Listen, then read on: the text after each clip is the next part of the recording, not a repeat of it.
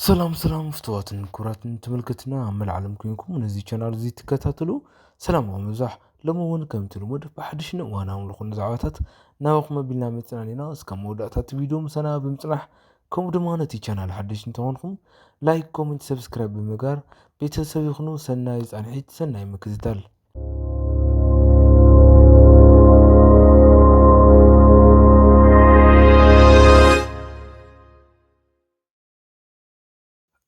ኩራት ተመልከትና ያው ብዛዕባ ኣዶናይ ኣብዚ ሰዓት ንኣዶናይ ፀለቲ ብቁፅሪ ልግመት እዮም ማለት እዩ ክባሃል ይከኣል እዩ።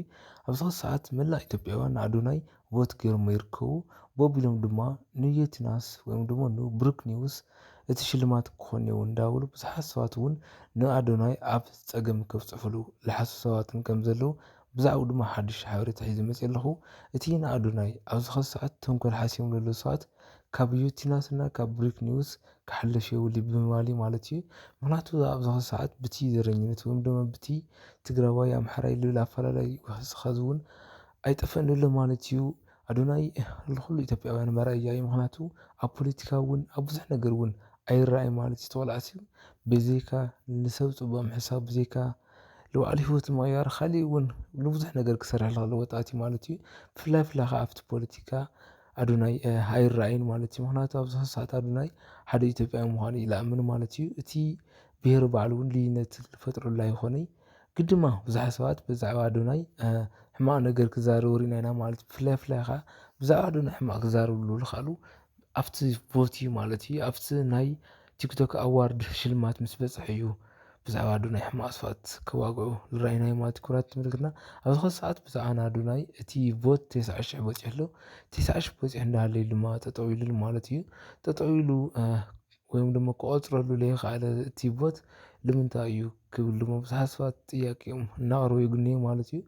እቲ ጠጠው ኢሉ ኣሎ ማለት እዩ። ኩራት ተመልከትና ኣዶናይ ናይ ቲክቶከር ወይም ድማ ክሬተር ኮንተንት ኣይኮነይ ወይም ደግሞ ናይ ቲክቶክ ሕጊ ኣየማላይ ክብሉ እዮም ብዙሓት ሰባት ነቲ ነገር ሱ ከም ቀልዲ እዮም ዝሪእዎ ዘለዉ ማለት እዩ። ግን ድማ ኣይኮነይ ኣብዚ ሕዚ ሰዓት እቲ ሽልማት ንብሩክ ኒውስ እና ወይም ደግሞ ንየትናስ እዮም ክህብዎ ደልዮም ነይሮም ማለት እዩ።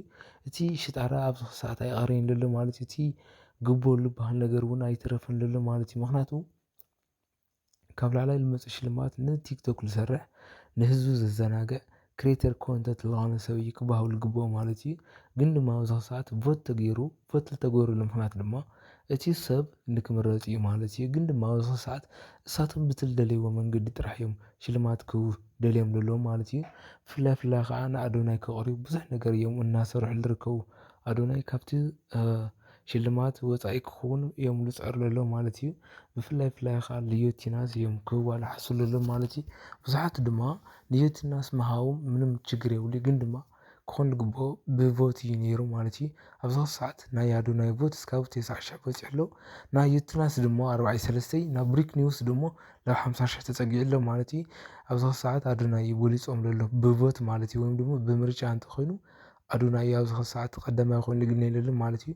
ንምንታይ ካብቲ ሽልማት ከቅርብዎ ዝሓሰብሉ መንገዲ ድማ ንብዙሓት እውን የግርም ማለት እዩ። ኣብ ቲክቶክ እንተሪእኩም ክቡራት ተመልከትና እቲ ሽልማት ንኣዶናይ እዩ ዝግብኦ ካብ ኣዶናይ ወፃኢ ሽልማት ኣይግባእ ክብሉ እውን ብዙሓት ንኣዶናይ እናደገፉ ሪኢና ኢና ማለት እዩ። በቢሉ ድማ ከም ልሞጣ ከም ቲጂ ዝበሃላ ቲክቶከራት ድማ ንሞጣ ምንም ዝርብሕ ወጣት ኣይኮነን እዚ ሰብ እዚ ፀላይ ዓዲ እዩ ሕማቅ ሰብ እዩ ክብሉ እውን ሪኢናዮም ኢና። ብፍላይ ብፍላይ ከዓ ሞጣ ኩሉ ግዜ ንተጋሩ ፅልኢት ዝሕድር ሓደ ሰብ እዩ ማለት እዩ። ኩሉ ግዜ እንተሪእኩም ክቡራት ተመልከትና ሞጣ ዝበሃል ሰብኣይ ንተጋሩ ሕማቅ ዓይኒ ዝርኢ ሰብ እዩ ማለት እዩ። ግን ችግር የብሉን ምክንያቱ ናይ ሞጣ ኣፍ ንኩሉ ሰብ ሓደ ስለዝኾነ ማለት እዩ። ምንም እዚ ንኣዶናይ ክቅይሮ ኣይክእል ማለት እዩ። ክቡራት ተመልከትና እና ክቡራት ተመልከትቲ ሓሳብ ኣስተያየትኩም ኣብ ኮመንት ፃሓፉለይ። ኣዶናይ ኸ እዚ ሽልማት ይግብኦ ድዩ ኣይግብኦን? ከምኡ ድማ ንኣዶናይ ቮት ዘይገበርኩም ሰባት እንተሃሊኩም ድማ በዚ ኣጋጣሚ እዚ ናብ ሊንኩ ኣትይኩም ያው ቮት ምግባር ተሓባብርዎ።